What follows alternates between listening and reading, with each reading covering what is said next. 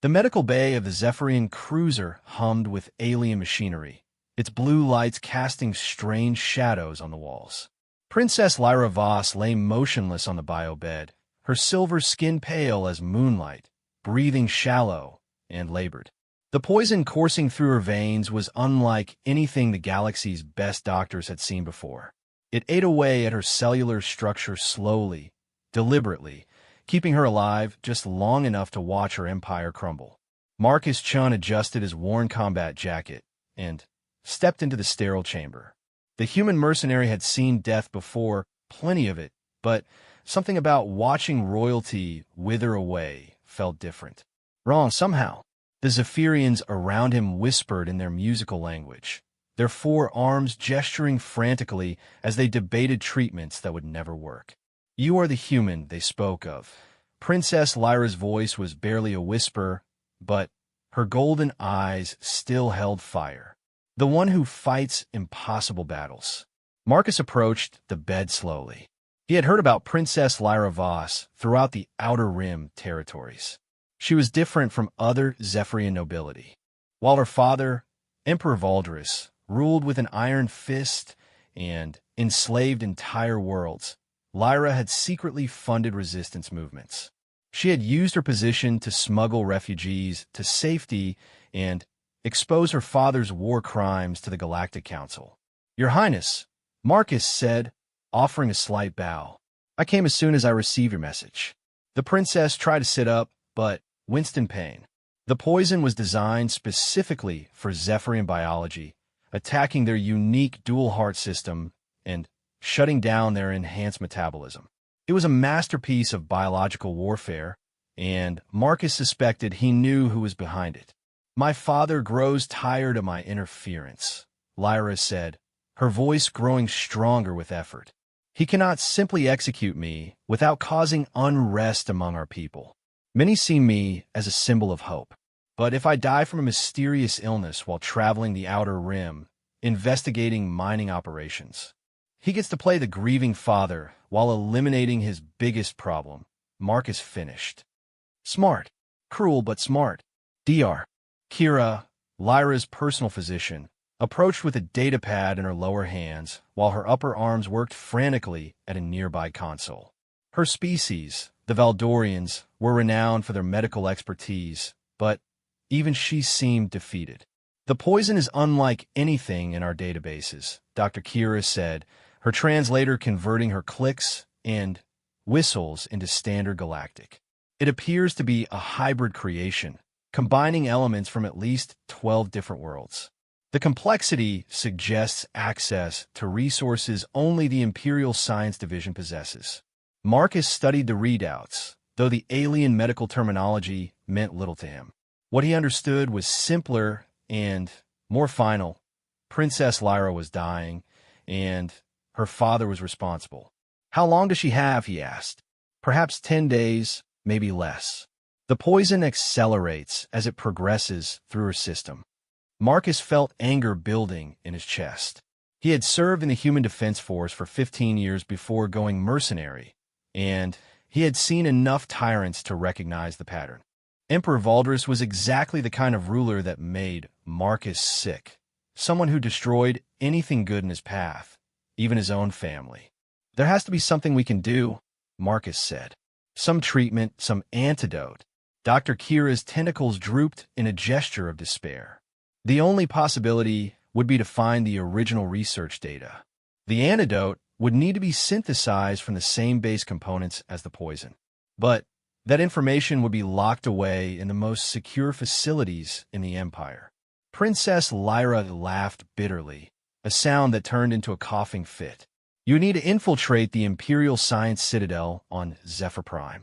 It is surrounded by 3 orbital defense platforms, protected by the Imperial Guard's finest soldiers, and monitored by AI systems that can detect a single unauthorized molecule in the atmosphere." "So it's impossible," Marcus said. "Completely," the princess agreed. Marcus was quiet for a long moment, studying the dying woman before him. She reminded him of his sister Sarah, who had died fighting against corporate raiders on Europa Colony. Sarah had never backed down from a fight, even when the odds were hopeless. She had believed that someone needed to stand up for what was right, regardless of the cost. "Your Highness," Marcus said finally, "I've made a career out of impossible missions. If you're willing to trust a human with your life, I might have an idea." Lyra's golden eyes focused on him intently. "What kind of idea?" "The kind that gets people killed," Marcus admitted, "but also the kind that sometimes changes everything." He began pacing the small medical bay, his tactical mind already working through possibilities. The direct approach was suicide, but Marcus had learned long ago that the direct approach was rarely the right approach. Humans had a reputation throughout the galaxy for being unpredictable, for finding solutions that other species missed because they thought too rigidly.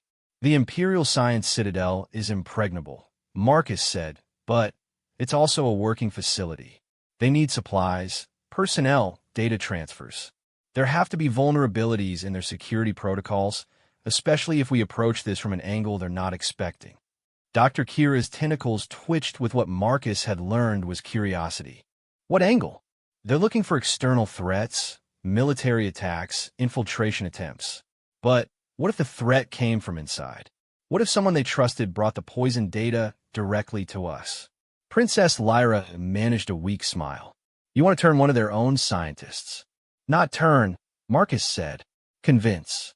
There have to be people working in that facility who know what your father is really doing. Scientists who got into their field to help people, not to create weapons for a tyrant."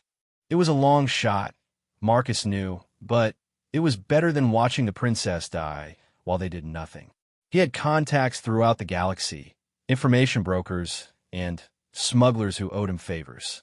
If there was a weakness in the Imperial Science Citadel's personnel, Marcus would find it. "Even if you could find such a person," Dr. Kira said, "how would you contact them? All communications to and from the Citadel are monitored by Imperial intelligence." Marcus grinned, and for the first time since entering the medical bay, he felt like himself again. "Doctor, you're thinking like a law-abiding citizen. I'm thinking like a criminal." Over the next several hours, Marcus worked with Dr. Kira to understand exactly what they would need. The poison was complex, but the antidote would follow predictable biochemical pathways. They needed the original synthesis data, the base molecular structures, and the production protocols. It sounded like a lot, but Marcus knew that scientists were pack rats. Whoever created this poison would have kept detailed records. Princess Lyra drifted in and out of consciousness as they planned, but whenever she was awake, her eyes followed Marcus with growing hope. He could see that she was fighting the poison with sheer willpower, refusing to give up as long as there was a chance. "Why are you doing this?" she asked during one of her lucid moments. "You could collect a fortune from my father for delivering me to him, or you could simply walk away and let events take their course."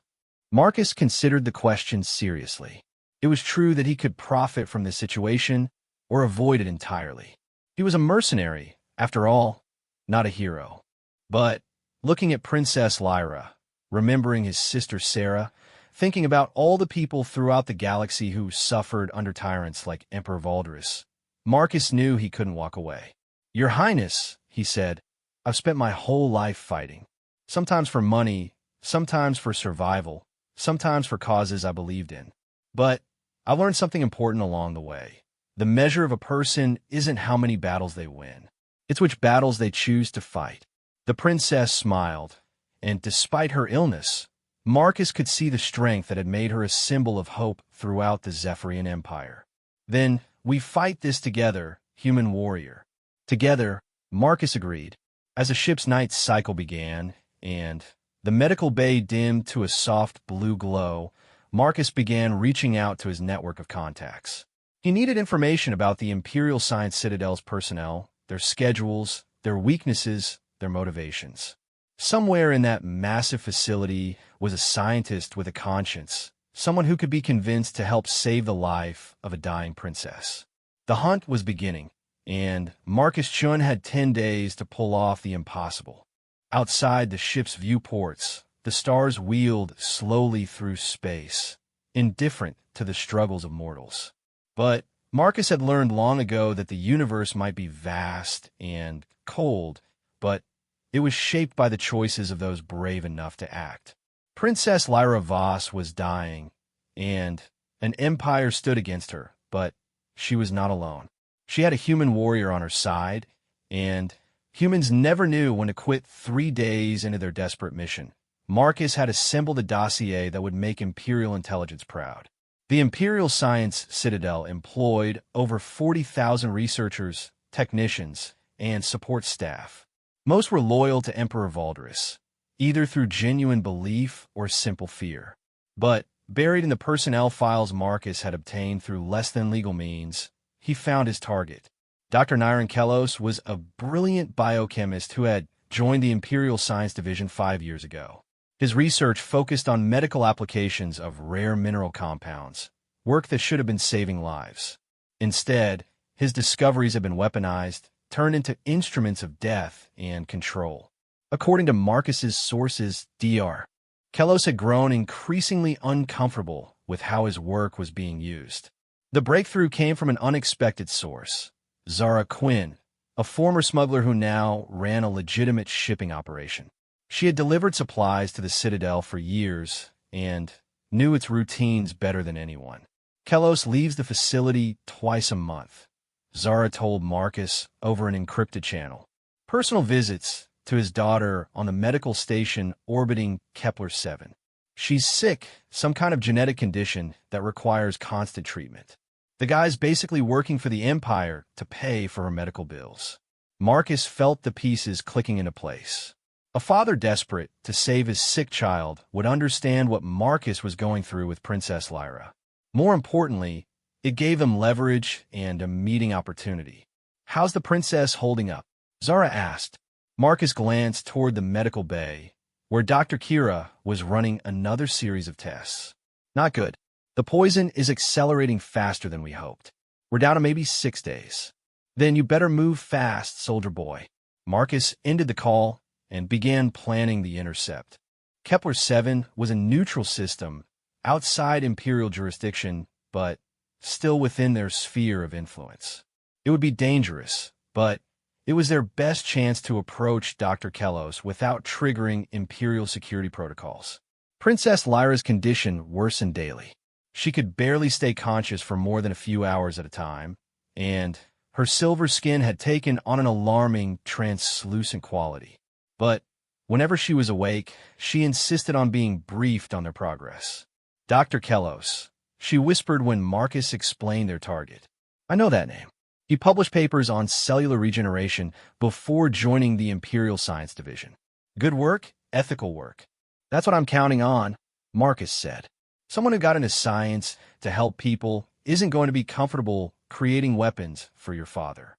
Dr. Kira approached with her latest test results, her tentacles drooping with exhaustion. She had been working around the clock, trying to slow the poison's progression, but the alien toxin was winning. "I have managed to synthesize a compound that delays the poison's effects," she reported. "It will not cure the princess, but it may buy us additional time. Perhaps 3 or 4 more days." Marcus felt a surge of hope.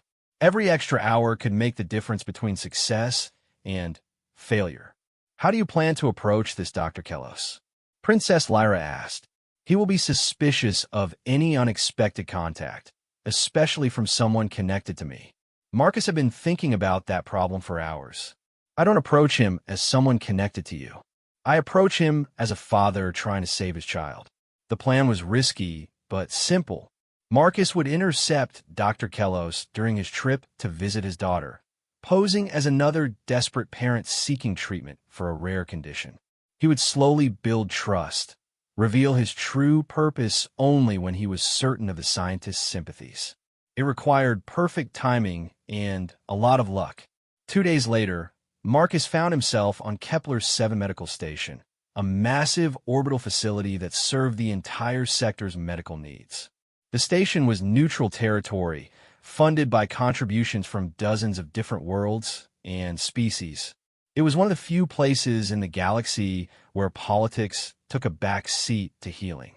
Marcus had studied Dr. Kellos's file extensively, The Zephyrian scientist was in his 50s, with the typical silver skin and golden eyes of his species. His daughter, Kira, was 8 years old and suffered from a degenerative genetic disorder that affected her nervous system. Without constant treatment, she would lose the ability to walk, then to speak, then to breathe. Marcus found Dr. Kellos in the pediatric ward, sitting beside a small bed where a young Zephyrian girl was sleeping. The scientist looked exhausted, his usually pristine lab coat wrinkled and stained. He held his daughter's hand with 2 of his 4 arms while reading medical charts with the other 2. "Excuse me," Marcus said quietly, approaching the bed. "Are you Dr. Kellos?" The Zephyrian looked up sharply, his golden eyes immediately wary. "I am. Who are you? How'd you know to find me here?" Marcus had prepared for this moment carefully. "My name is Marcus Chun. I'm sorry to intrude on your personal time, but I'm a father too. I have a child who's dying, and I've been told you might be able to help." Dr. Kellos's expression softened slightly. "I work for the Imperial Science Division. My research is classified, and I cannot discuss it with civilians." "I'm not asking about classified research," Marcus said, taking a seat in a nearby chair. "I'm asking about hope." For the next hour, Marcus carefully built a relationship with Dr. Kellos. He spoke truthfully about his background as a soldier, his experience with loss, his determination to save someone he cared about. He didn't mention Princess Lyra specifically, instead describing her condition in general terms. Dr. Kellos was initially suspicious, but gradually he began to open up. The scientist was clearly carrying a heavy burden, working for an empire he didn't believe in to save the daughter he loved. When Marcus mentioned biochemical poisoning, Dr. Kellos's reaction was immediate and telling.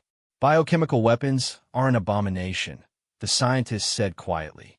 "I became a researcher to heal, to discover new treatments, to save lives. Instead, I find my work being perverted into instruments of death." "Then, why do you stay?" Marcus asked. Dr. Kellos gestured toward his sleeping daughter. "Because they pay for Kira's treatment. Because without my position in the Imperial Science Division, she dies. I am trapped by my own love for her." Marcus leaned forward, sensing the moment was right. "What if I told you there was a way to help your daughter that didn't require you to stay trapped? What if saving another child's life could free you both?" The Zephyrian scientist stared at him intently. "What are you really asking me, Marcus Chun?" Marcus made his decision. He had come this far on instinct and hope. Now he had to trust that his read on Dr. Kellos was correct.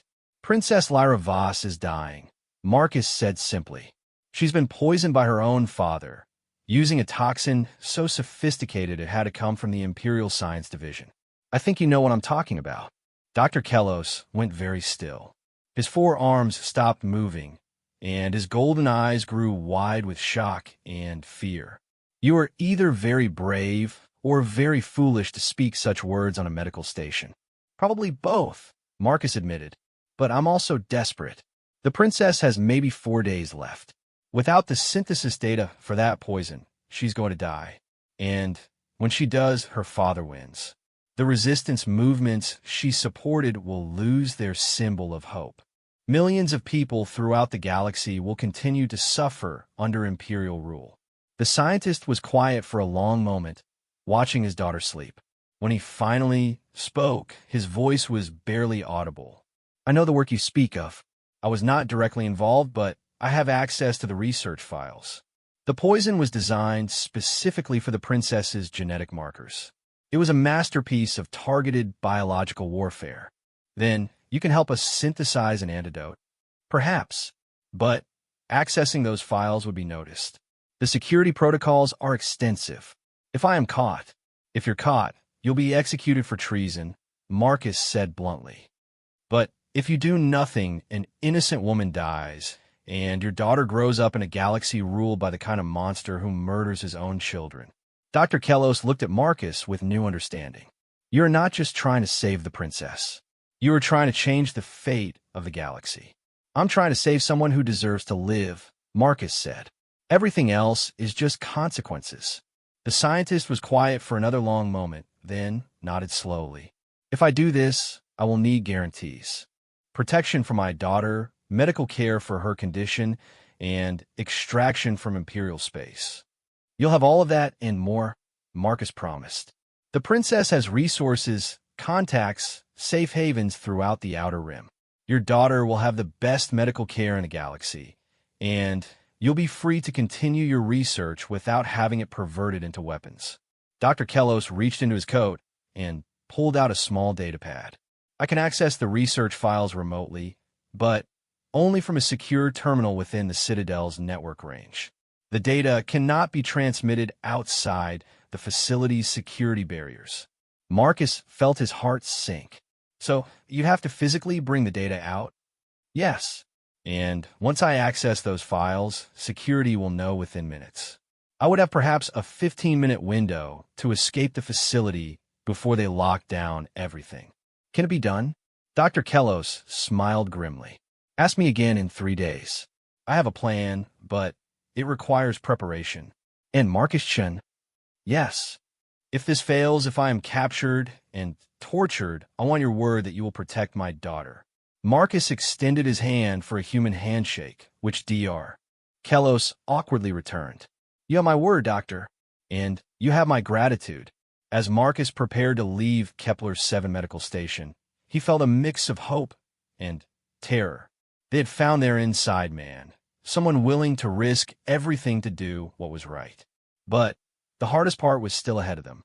Dr. Kellos had to infiltrate one of the most secure facilities in the galaxy, steal classified data, and escape alive. Marcus just hoped Princess Lyra could hold on long enough to see whether their desperate gamble would pay off. The universe was vast and cold, but sometimes in the darkest moments, people found the courage to stand up for what was right. Dr. Kellos was about to prove that even in the heart of an evil empire, there were still those who chose compassion over fear. The countdown continued, and Princess Lyra's life hung in the balance. The Imperial Science Citadel hung in space like a metallic spider, its 12 research towers extending from a central hub that housed the most advanced laboratories in the Zephyrian Empire. 3 orbital defense platforms surrounded the facility, each one capable of destroying a fleet of battleships. It was a monument to scientific achievement and imperial power, and Dr. Nyron Kellos was about to betray everything it represented. Marcus watched the facility through the view screen of their stolen freighter, running final checks on their escape route. Princess Lyra lay unconscious in the medical bay, her life support systems beeping steadily. Dr. Kira's experimental treatment had bought them time, but barely. They had perhaps 18 hours before the poison overwhelmed her system completely. Dr. Kellos is in position, reported Zara Quinn from the pilot's seat. The former smuggler had volunteered to help with the extraction, bringing her ship and her knowledge of Imperial security protocols. He accessed the research network 12 minutes ago. Marcus felt his pulse quicken. Somewhere inside that massive facility, a Zephyrian scientist was risking his life to save a princess he had never met. It was the kind of courage that reminded Marcus why he still had faith in the galaxy, despite all the darkness he had seen. The plan was delicate and dangerous. Dr. Kellos would access the poison synthesis data from a secure terminal in Research Tower 7, download the files to a portable storage device, then make his way to the facility's garbage disposal system. Industrial waste was ejected from the Citadel every 6 hours, compressed into dense cubes, and launched toward the system's sun. Hidden inside one of those waste cubes would be the data they needed to save Princess Lyra. Security sweep completed in Tower 7. Dr. Kellos's voice came through their encrypted communicator. Beginning file access now. Marcus gripped the armrest of his chair. Everything depended on the next few minutes. If Dr. Kellos was discovered, if the security systems detected the unauthorized access, if their timing was off by even a few seconds, the mission would fail and Princess Lyra would die. Files located, Dr. Kellos reported. Download beginning. Estimated completion time, 11 minutes. 11 minutes felt like an eternity. Marcus found himself thinking about all the variables that could go wrong. The security AI might notice unusual data traffic. A random patrol could discover Dr. Kellos at the terminal. The waste disposal system might malfunction. Anyone 1,000 things could destroy their carefully constructed plan. Marcus, Princess Lyra's weak voice came from the medical bay's intercom. Is it happening now? Yes, Your Highness, Marcus replied. Dr. Kellos is downloading the data. I want you to know, she said, her voice barely audible, that whatever happens, you gave me hope. For the first time in years, I believed that things could change, that good people still existed in this galaxy. Save the speeches for after we cure you, Marcus said, though her words touched him more than he wanted to admit. We're not done yet. Download 70% complete, Dr. Kellos reported. Security patrol passed my location without incident. Marcus allowed himself a moment of optimism. They might actually pull this off. Dr. Kellos was proving to be as brave as he was brilliant, staying calm under pressure that would have broken most people. Warning, Dr. Kellos's voice suddenly became urgent. Security alert in Tower 7. Someone accessed classified files without proper authorization. They're initiating lockdown protocols. Marcus's blood ran cold. How long until they trace it to you? Minutes, perhaps less. I need to abort the download and run. How much data do you have? 85%. Marcus closed his eyes, weighing impossible choices. 85% might be enough for Dr. Kira to synthesize an antidote, or it might not. But if they waited for the full download, Dr. Kellos would be captured or killed. Abort, Marcus decided. Get to the waste disposal system now. Acknowledged. Beginning extraction. Through the view screen, Marcus could see the Citadel's defense platforms coming alive. Searchlights swept across the facility's exterior hull, and fighter squadrons launched from hidden bays. The Empire's security forces were mobilizing, hunting for the traitor in their midst. Dr. Kellos, what's your status? Marcus asked, moving through maintenance corridors toward the waste disposal center. Security is sealing off Tower 7, but I cleared the area before the lockdown. Zara was already preparing their ship for the retrieval operation. She would have to pilot their freighter into the Citadel's waste stream, locate the specific debris cube containing their data, and extract it without being detected by the defense platforms.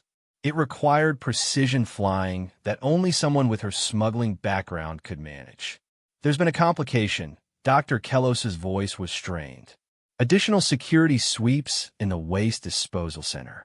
I cannot access the ejection controls without being seen. Marcus felt the plan falling apart around him. Can you wait for the next automated disposal cycle? Not without being discovered. And the automated cycle is not for another 4 hours. For hours they didn't have. Princess Lyra would be dead long before then. Marcus's tactical mind raced through alternatives, searching for any option that didn't end in disaster. Dr. Kellos, Marcus said suddenly, can you manually trigger an emergency disposal sequence? Yes, but it would require accessing the main control room. That area is heavily guarded, and triggering an emergency disposal would alert the entire facility. Do it. Marcus, that is essentially suicide. The guard will kill me before I reach the controls. Not if you give them something bigger to worry about. Marcus was already moving toward the ship's equipment locker, pulling out his military-grade weapons and armor. The plan had been to avoid direct confrontation, to complete the mission without anyone knowing they were there. But sometimes plans failed, and when they did, humans defaulted to what they did best, controlled violence. What are you thinking? Zara asked, watching Marcus strap on his combat gear. I'm thinking it's time to give the Imperial Navy something to shoot at besides Dr. Kellos. Marcus suited up quickly, checking his weapons and equipment with the automatic precision of a career soldier. He had assault rifles, plasma grenades, and a personal shield generator. Against the Citadel's defenses, wasn't much, but it might be enough to create the distraction Dr. Kellos needed. Your Highness, Marcus said over the intercom, I need to leave the ship. Dr. Kira will continue your treatment, and Zara will get you to safety if this goes wrong. Marcus, no. Princess Lyra's voice was stronger than it had been in days, powered by desperation. You cannot sacrifice yourself for me. The galaxy needs people like you. The galaxy needs people like you, Marcus replied. I'm just a soldier doing his job. Marcus sealed his helmet and moved to the ship's airlock. Outside, space stretched endlessly in all directions, cold and unforgiving. Between their position and the Imperial Science Citadel lay 3 defensive platforms and hundreds of automated weapons systems. It should have been impossible to cross that distance alive. But Marcus had learned long ago that impossible was just another word for difficult. He activated his personal propulsion system and launched himself toward the nearest defense platform. Dr. Kellos, prepare to move on my signal, he transmitted. When the shooting starts, get to that control room and trigger the emergency disposal. Marcus Chun, Dr. Kellos replied. You are either the bravest human I have ever met or the most insane. Probably both, Marcus said, arming his first plasma grenade. Get ready, Doctor. Marcus hit the defense platform's hull with magnetic boots, moving quickly across its surface toward what his tactical analysis suggested was a critical sensor array. The platform's automated systems hadn't detected him yet.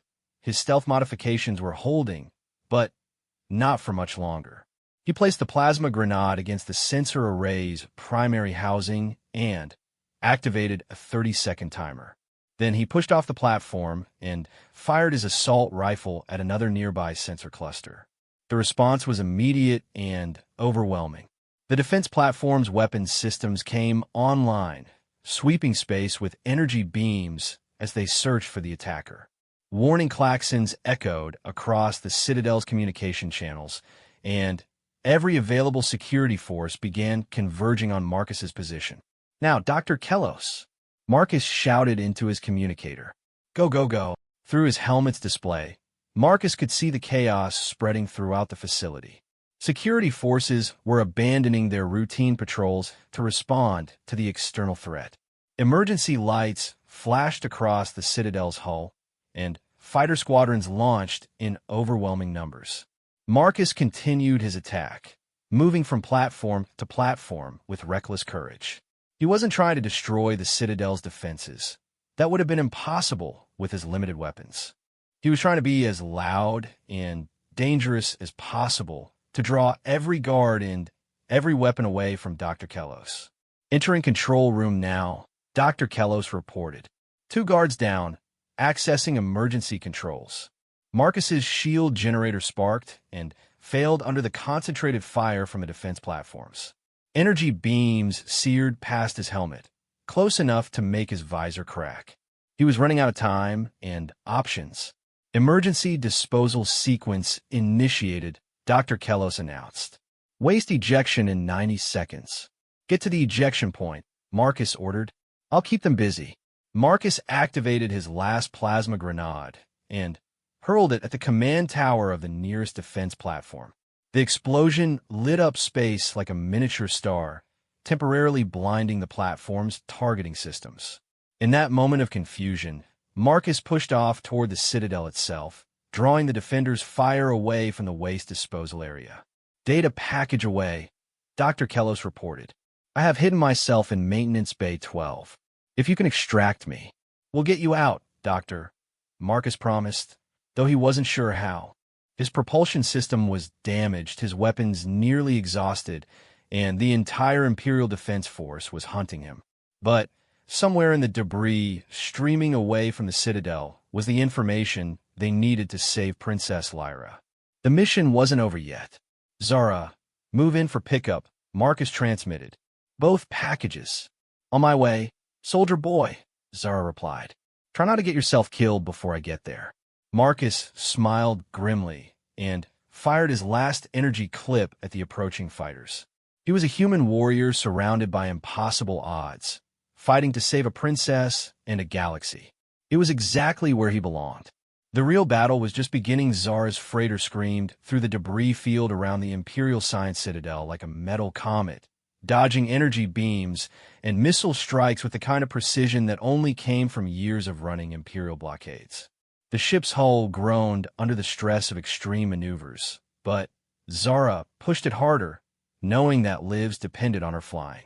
Located the waste package, she announced over the intercom, her voice steady despite the chaos around them. Beginning extraction.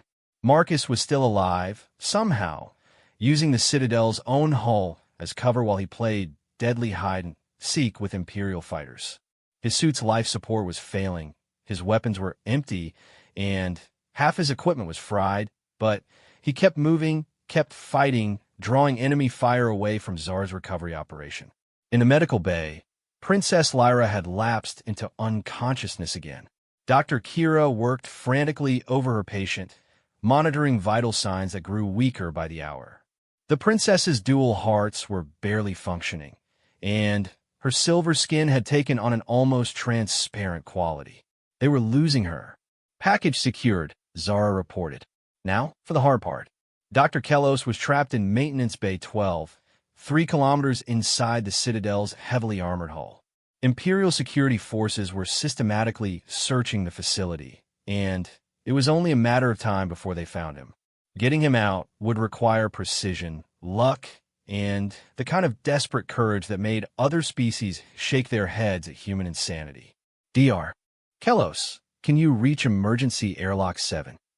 Marcus asked, checking his suit's navigation display. It's closest to your position. Negative, the scientist replied. Security has sealed all emergency exits. I am trapped. Marcus studied the Citadel schematics, looking for alternatives. The facility was designed to contain security breaches, not to allow escapes. Every exit was monitored, every corridor had surveillance, every system was locked down. In any rational analysis, Dr. Kellos was already dead. But Marcus had stopped thinking rationally hours ago. Doctor, what's the structural composition of the hull near your position? Standard titanium steel alloy, approximately 2 meters thick. Why do you ask? Marcus smiled grimly. Because I'm about to make a door. Zara understood immediately. Marcus, you magnificent lunatic. You want me to punch a hole in the Citadel? The ship has mining charges in the cargo bay, Marcus said. If we can position them correctly...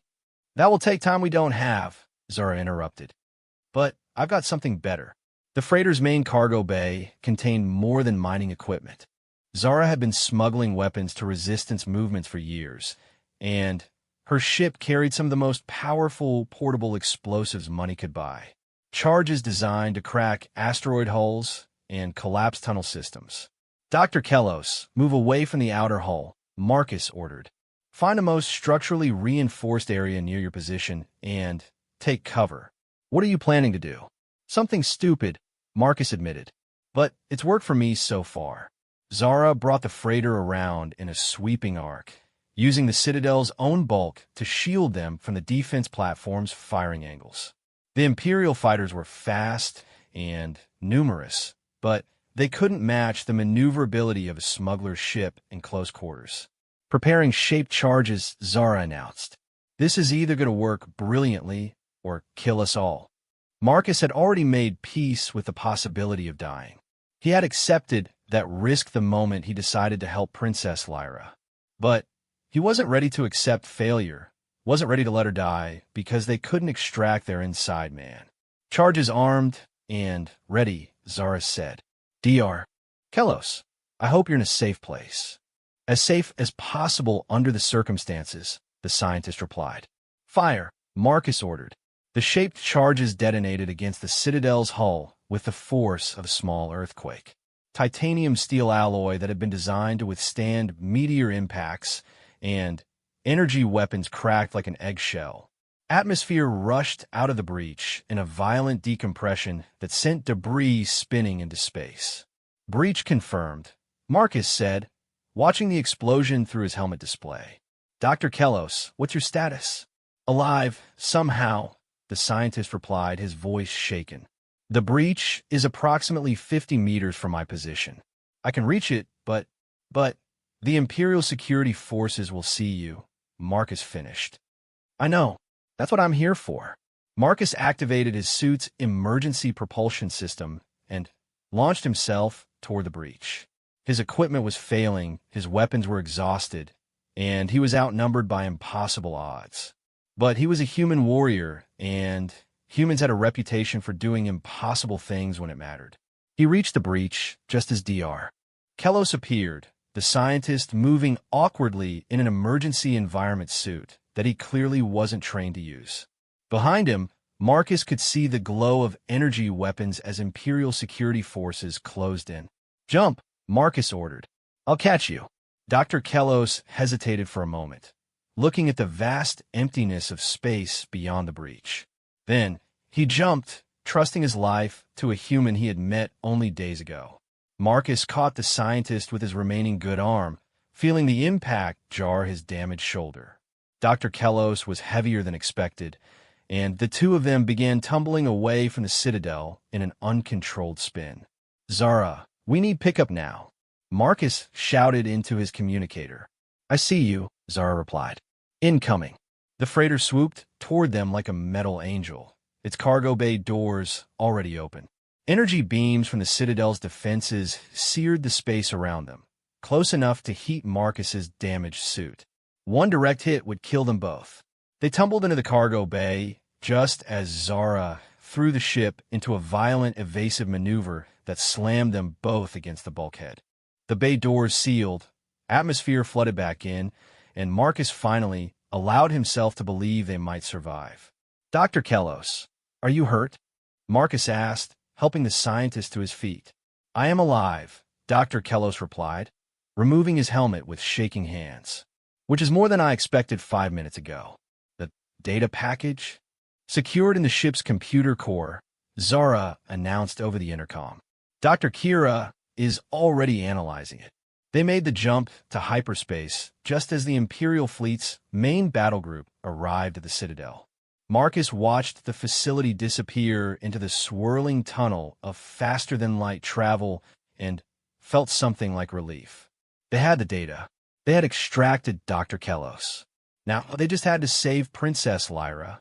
In the medical bay, Dr. Kira was working with focused intensity that reminded Marcus of battlefield surgeons he had known. Her tentacles moved in complex patterns over her analysis equipment while she processed the stolen data. "The information is complete enough," she announced after what felt like hours. "I can synthesize an antidote, but it will require several hours of precise chemical work. The princess must survive that long." Princess Lyra was barely breathing. Her life support systems were working at maximum capacity, and even then, her vital signs were failing. The poison had progressed further than anyone had hoped. "How long?" Marcus asked. 6 hours minimum," Dr. Kira said. "Perhaps 8 to be certain of effectiveness." Marcus looked at the monitor showing Princess Lyra's condition. Her hearts were beating irregularly, her neural activity was minimal, and her cellular structure was breaking down. "She might not have 6 hours." "Then we make those hours count," he said. Dr. Kellos had been quiet during the examination, but now he approached Princess Lyra's bedside. "Your Highness," he said softly, "I want you to know that helping you is the most important thing I have ever done. For years, I have watched my research be perverted into instruments of death. Today, for the first time, my knowledge was used to save a life." Princess Lyra's eyes fluttered open, focusing on the scientist with effort. "Dr. Kellos," she whispered, "your daughter will grow up in a galaxy where people like you exist," he said. "That is worth any risk." Over the next 6 hours, Dr. Kira performed what could only be described as medical artistry. The antidote required 47 separate chemical compounds, each one synthesized to precise specifications and combined in exact sequences. A single error would render the treatment useless or even toxic. Marcus found himself praying to gods he wasn't sure he believed in. He had fought impossible battles throughout his career, but this was different. This time, he couldn't shoot the enemy or outmaneuver them. He could only wait and hope that science and skill would be enough to save the woman who had become a symbol of everything good in a dark galaxy. "Synthesis complete," Dr. Kira announced. "Beginning administration." The antidote went into Princess Lyra's bloodstream through an 4 line, a clear fluid that carried the hopes of everyone on the ship. For the first hour, there was no visible change. The princess remained unconscious, her vital signs unchanged. Then, slowly, her breathing became stronger. Her heart rate stabilized. The translucent quality of her skin began to fade, replaced by the healthy silver glow of Zephyrian nobility. "It's working," Dr. Kira said, her voice filled with wonder. "The poison is neutralizing. Cellular regeneration is beginning." Marcus felt tears. He didn't know he was capable of running down his cheeks. Princess Lyra was going to live. The mission was successful. They had beaten an empire and defied impossible odds through courage, skill, and the kind of determination that made humans legendary throughout the galaxy. "Marcus," Princess Lyra's voice was weak but clear. "Thank you. Thank Dr. Kellos," Marcus said. "He's the one who risked everything to save you." The princess turned her golden eyes toward the scientist. "Dr. Kellos, how can I ever repay you? Help me build a better galaxy," he said simply. "One where children don't die because their parents lack the resources for medical treatment. One where science serves life instead of death." Princess Lyra smiled, and for the first time since Marcus had met her, it reached her eyes. "Consider it done, Doctor. Consider it done." Outside the ship's viewports, the stars wheeled slowly through space, indifferent to the struggles of mortals. But inside the medical bay of a smuggler's freighter, hope had won a victory that would echo throughout the galaxy. Princess Lyra Voss was alive, and an empire would never be the same. The real work was just beginning, but Marcus Chin had learned something important during their desperate mission. Sometimes, when good people stood together against impossible odds, the impossible became merely difficult. And humans had always specialized in making difficult things look easy 3 months after her miraculous recovery. Princess Lyra Voss stood before the Galactic Council on a neutral world of Harmony Station, her silver skin gleaming under the chamber's lights as she presented evidence that would shake the foundations of the Zephyrian Empire. The massive assembly hall was packed with representatives from hundreds of worlds, all listening intently as the princess detailed her father's crimes. Marcus Chun watched from the gallery, wearing the dress uniform of his newly reinstated rank in the Human Defense Force. The scars from their desperate mission had healed, but the memory of those harrowing days remained vivid. Princess Lyra had not only survived, she had thrived, using her second chance at life to become the voice of justice the galaxy desperately needed. "The evidence speaks for itself," Princess Lyra said, her voice carrying clearly through the chamber's acoustics.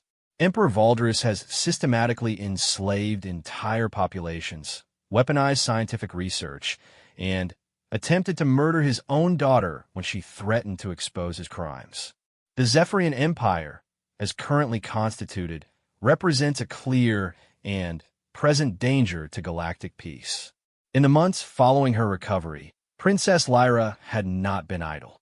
Using her insider knowledge of Imperial operations and the network of contacts she had built during her humanitarian work, she had compiled a devastating case against her father's regime.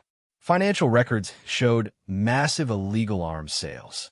Communication logs revealed plans to attack neutral worlds. Most damning of all, she had recordings of Emperor Valdris himself ordering the development of the poison that nearly killed her.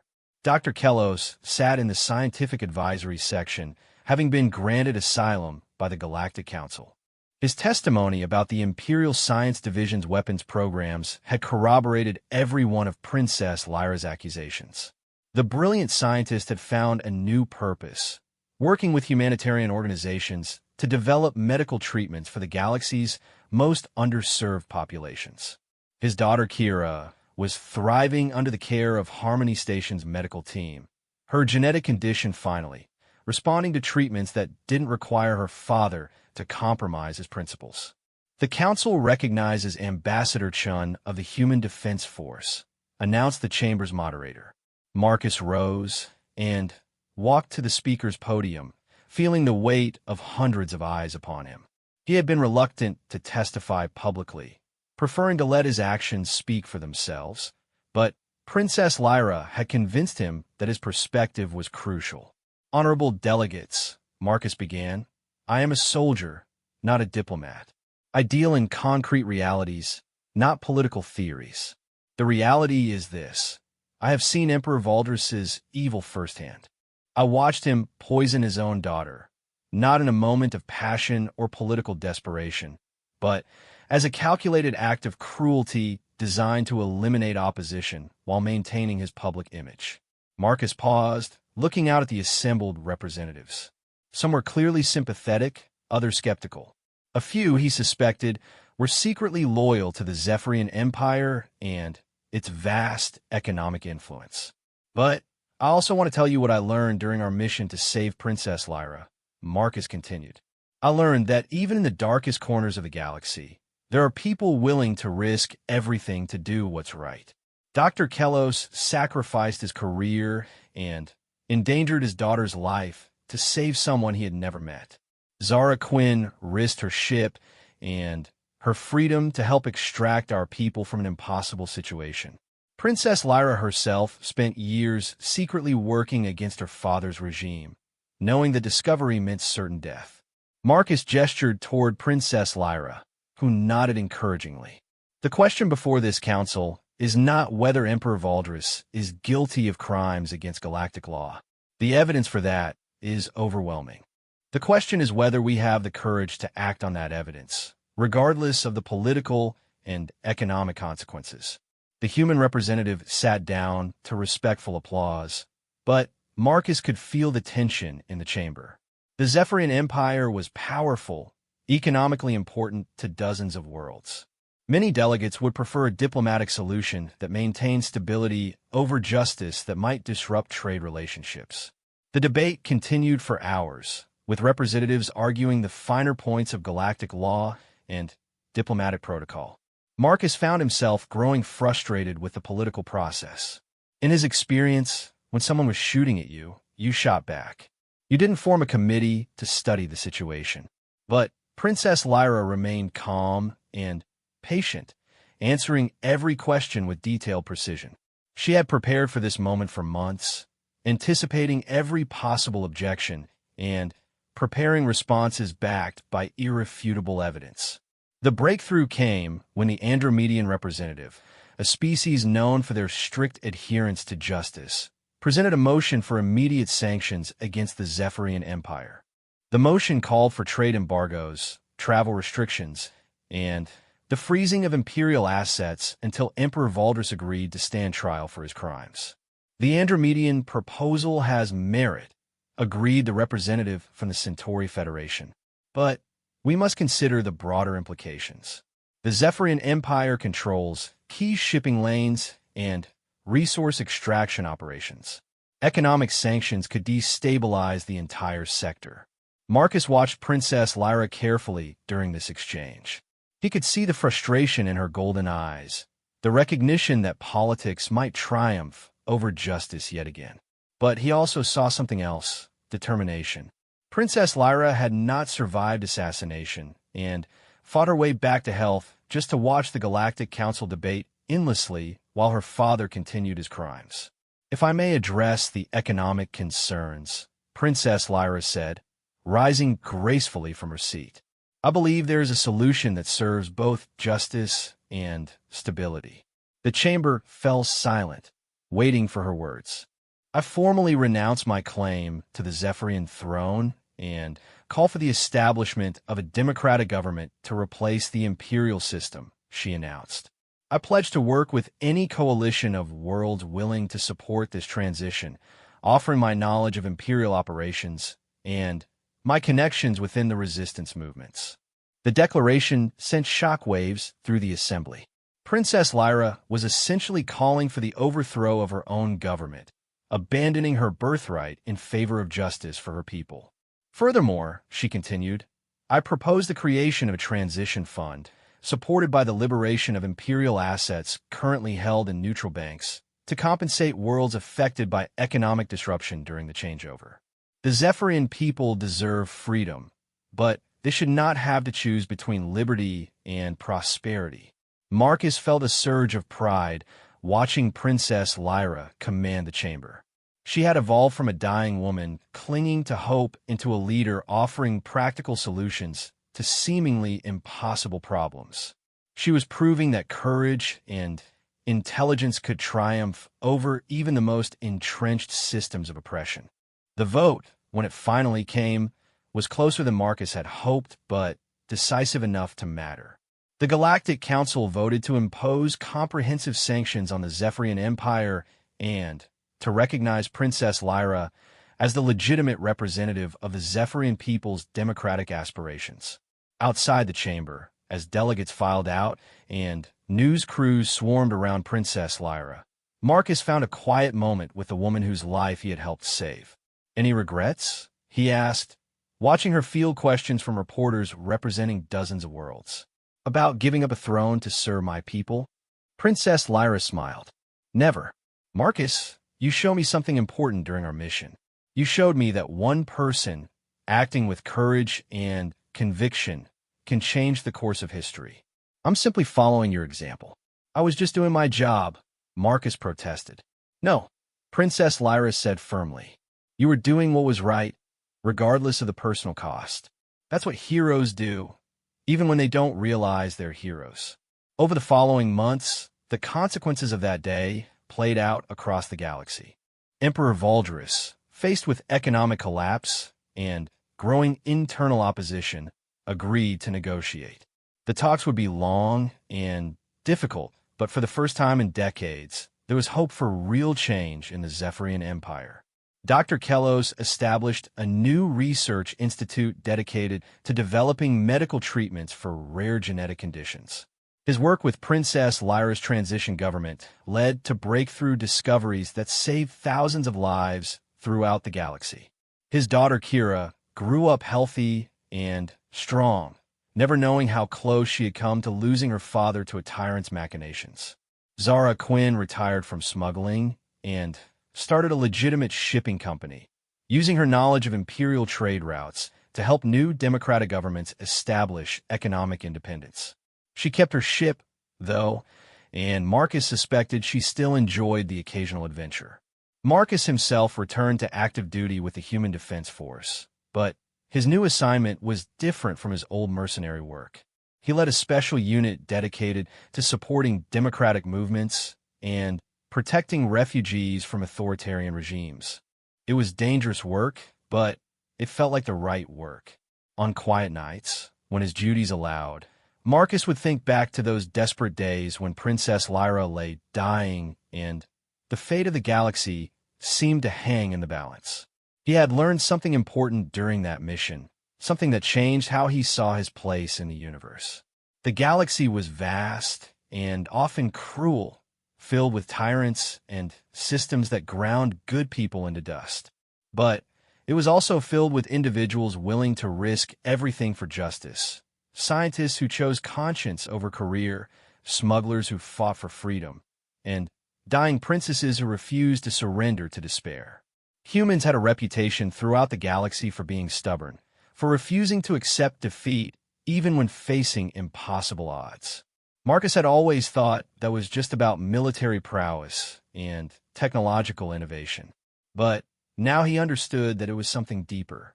Humans never knew when to quit because they believed fundamentally and irrationally that things could always get better, that individuals could make a difference, that courage and determination could overcome any obstacle. Princess Lyra had survived her father's poison and overthrown an empire.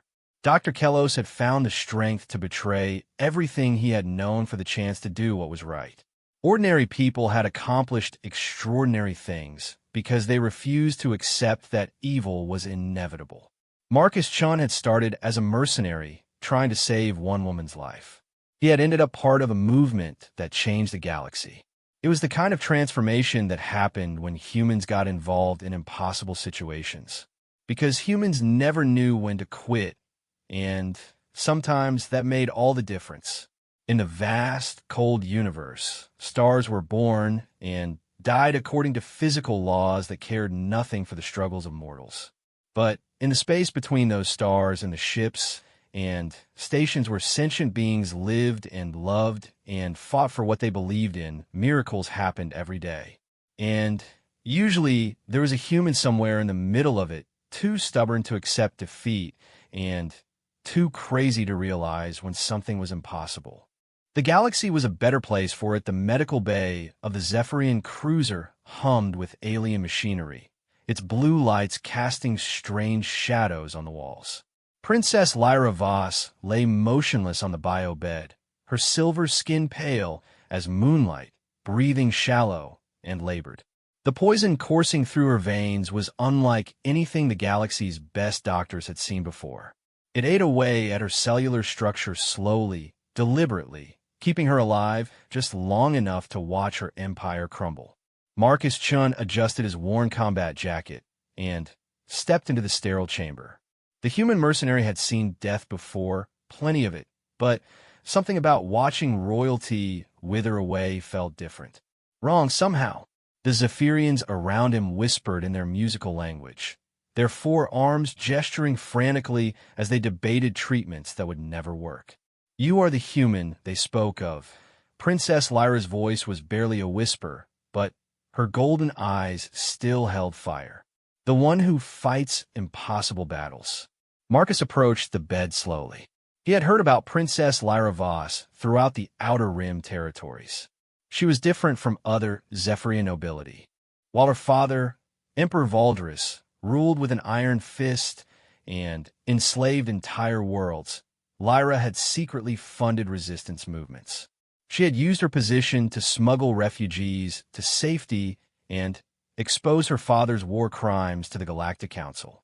"Your Highness," Marcus said, offering a slight bow. "I came as soon as I received your message."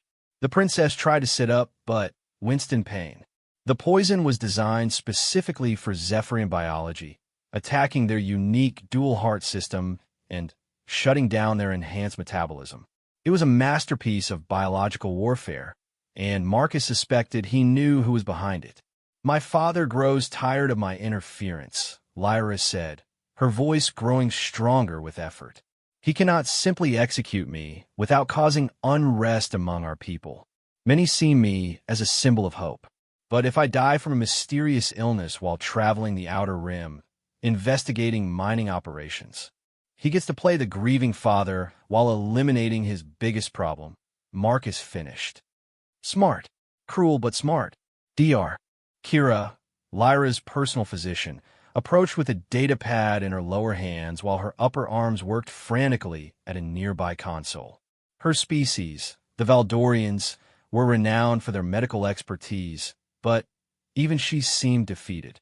"The poison is unlike anything in our databases," Dr. Kira said, her translator converting her clicks and whistles into standard galactic. "It appears to be a hybrid creation, combining elements from at least 12 different worlds. The complexity suggests access to resources only the Imperial Science Division possesses." Marcus studied the readouts, though the alien medical terminology meant little to him. What he understood was simpler and more final. Princess Lyra was dying, and her father was responsible. "How long does she have?" he asked. "Perhaps 10 days, maybe less. The poison accelerates as it progresses through her system." Marcus felt anger building in his chest. He had served in the Human Defense Force for 15 years before going mercenary, and he had seen enough tyrants to recognize the pattern. Emperor Valdris was exactly the kind of ruler that made Marcus sick. Someone who destroyed anything good in his path, even his own family.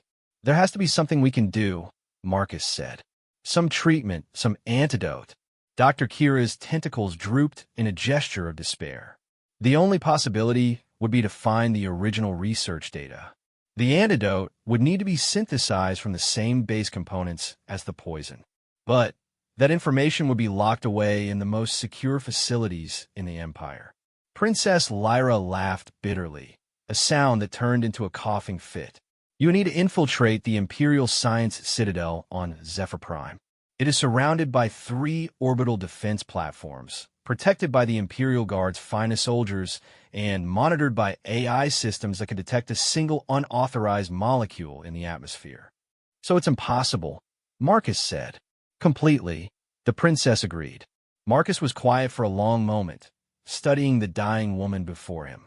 She reminded him of his sister Sarah, who had died fighting against corporate raiders on Europa Colony. Sarah had never backed down from a fight, even when the odds were hopeless. She had believed that someone needed to stand up for what was right, regardless of the cost. Your Highness, Marcus said finally, I've made a career out of impossible missions. If you're willing to trust a human with your life, I might have an idea. Lyra's golden eyes focused on him intently. What kind of idea? The kind that gets people killed, Marcus admitted, but also the kind that sometimes changes everything. He began pacing the small medical bay, his tactical mind already working through possibilities. The direct approach was suicide, but Marcus had learned long ago that the direct approach was rarely the right approach. Humans had a reputation throughout the galaxy for being unpredictable, for finding solutions that other species missed because they thought too rigidly. The Imperial Science Citadel is impregnable, Marcus said, but it's also a working facility. They need supplies, personnel, data transfers. There have to be vulnerabilities in their security protocols, especially if we approach this from an angle they're not expecting. Dr. Kira's tentacles twitched with what Marcus had learned was curiosity. What angle? They're looking for external threats, military attacks, infiltration attempts. But what if the threat came from inside? What if someone they trusted brought the poisoned data directly to us? Princess Lyra managed a weak smile. You want to turn one of their own scientists? Not turn, Marcus said. Convince. There have to be people working in that facility who know what your father is really doing. Scientists who got into their field to help people, not to create weapons for a tyrant. It was a long shot, Marcus knew, but it was better than watching the princess die while they did nothing. He had contacts throughout the galaxy, information brokers, and smugglers who owed him favors. If there was a weakness in the Imperial Science Citadel's personnel, Marcus would find it. Even if you could find such a person, Dr. Kira said, how would you contact them? All communications to and from the Citadel are monitored by Imperial intelligence. Marcus grinned, and for the first time since entering the medical bay, he felt like himself again. Doctor, you're thinking like a law-abiding citizen. I'm thinking like a criminal. Over the next several hours, Marcus worked with Dr. Kira to understand exactly what they would need. The poison was complex, but the antidote would follow predictable biochemical pathways. They needed the original synthesis data, the base molecular structures, and the production protocols. It sounded like a lot, but Marcus knew that scientists were pack rats. Whoever created this poison would have kept detailed records. Princess Lyra drifted in and out of consciousness as they planned, but whenever she was awake, her eyes followed Marcus with growing hope. He could see that she was fighting the poison with sheer willpower, refusing to give up as long as there was a chance. Why are you doing this? She asked during one of her lucid moments. You could collect a fortune from my father for delivering me to him, or you could simply walk away and let events take their course. Marcus considered the question seriously. It was true that he could profit from this situation or avoid it entirely. He was a mercenary, after all, not a hero. But looking at Princess Lyra, remembering his sister Sarah, thinking about all the people throughout the galaxy who suffered under tyrants like Emperor Valdris, Marcus knew he couldn't walk away. Your Highness, he said, I've spent my whole life fighting. Sometimes for money, sometimes for survival, sometimes for causes I believed in. But I've learned something important along the way. The measure of a person isn't how many battles they win. It's which battles they choose to fight. The princess smiled, and, despite her illness, Marcus could see the strength that had made her a symbol of hope throughout the Zephyrian Empire. Then, we fight this together, human warrior. Together, Marcus agreed. As the ship's night cycle began, and the medical bay dimmed to a soft blue glow, Marcus began reaching out to his network of contacts. He needed information about the Imperial Science Citadel's personnel, their schedules, their weaknesses, their motivations. Somewhere in that massive facility was a scientist with a conscience, someone who could be convinced to help save the life of a dying princess. The hunt was beginning, and Marcus Chun had 10 days to pull off the impossible. Outside the ship's viewports, the stars wheeled slowly through space, indifferent to the struggles of mortals. But Marcus had learned long ago that the universe might be vast and cold, but it was shaped by the choices of those brave enough to act. Princess Lyra Voss was dying, and an empire stood against her, but she was not alone. She had a human warrior on her side, and humans never knew when to quit.